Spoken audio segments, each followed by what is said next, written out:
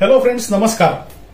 अर्थशास्त्र इकॉनॉमिक्स मधल्या या छोट्याशा व्हिडिओमध्ये तुमचं स्वागत तसं रोजच असतं, आज पण स्वागत आहे.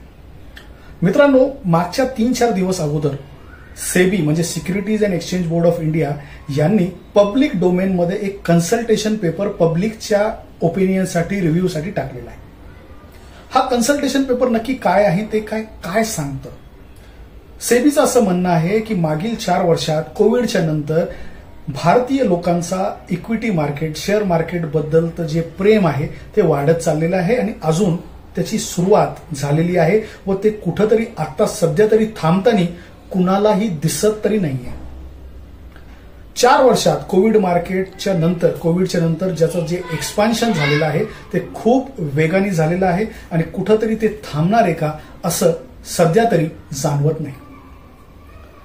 मित्रांनो, इक्विटी मार्केटमध्ये एक म्युच्युअल फंड म्हणून प्रकार आहे, दुसरा प्रकार आहे पोर्टफोलिओ मॅनेजमेंट सर्व्हिसेस आणि तिसरा प्रकार आहे अल्टरनेट इन्व्हेस्टमेंट फंड. आपल्याला सगळ्यांना माहिती आहे की म्युच्युअल फंड तुम्ही कमीत कमी 500 रुपयापासून सुरुवात करू शकता. पोर्टफोलिओ मॅनेजमेंट सर्व्हिसेसची कमीत कमी लिमिट 50 लाखाची आहे आणि अल्टरनेट इन्व्हेस्टमेंट फंड याची लिमिट कमीत कमी 1 कोटी रुपयाची आहे.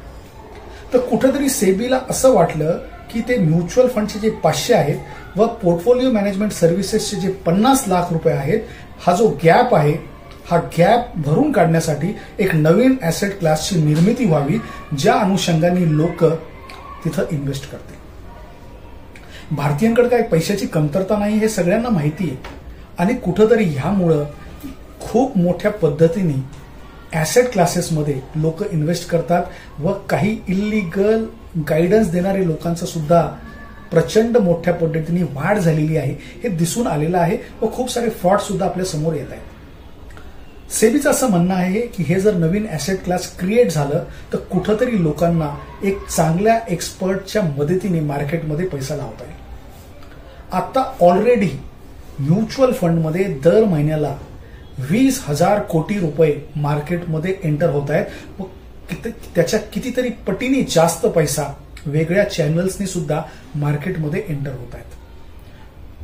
रिझर्व्ह बँकेचे गव्हर्नर जे आहेत शशिकांता दास व दुसरे खूप सिनियर सायंटिस्ट किंवा एक्सपर्ट जे आहेत त्यांचं असंही म्हणणं आहे, इकॉनॉमिस्ट यांचं म्हणणं आहे की आजकाल आपले जे लोक आहेत, भारतीय लोक आहेत, ते पैसा सेव्ह कमी करतायत आणि हा पैसा त्यांच्या सेव्हिंग अकाउंटमध्ये एफडी मध्ये न जाता हा पैसा इक्विटी मार्केटमध्ये येतोय, त्याच्यावर स्पेक्युलेशन होतीये. हे कुठंतरी आपल्या सगळ्यांसाठी धोक्याची घंटा आहे. फक्त माझ्यासाठी नाही, तुमच्यासाठी पण आहे व आपल्या अख्ख्या बँकिंग सिस्टीमसाठी आहे.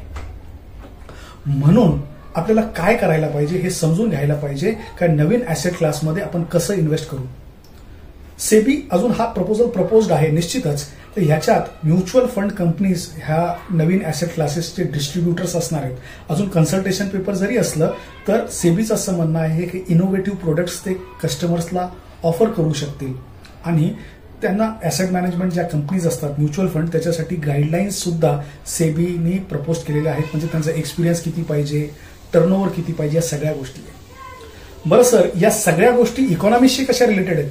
बघा, इक्विटी मार्केट जर ग्रो झाला तर निश्चित आपल्या देशाला टॅक्सेशनच्या स्वरूपात एसटीटी भेटतं आणि कुठंतरी जास्त लोक या प्रोडक्टमध्ये इन्व्हॉल्व्ह होतील अशी अपेक्षा आपण धरूया. कारण भारतीय लोक आता इक्विटी मार्केटकडं आपलं आयुष्य चेंज करण्याचा एक माध्यम म्हणून बघतायत. तुमचा काय विचार आहे याच्याबद्दल? तुमचे विचार कमेंट्समध्ये नक्की सांगा. व आज छोटासा व्हिडिओ इथंच थांबूया. जमलं तर व्हिडिओला लाईक करा, शेअर करा, सबस्क्राईब करा व हो, भेटत राहा. नमस्कार.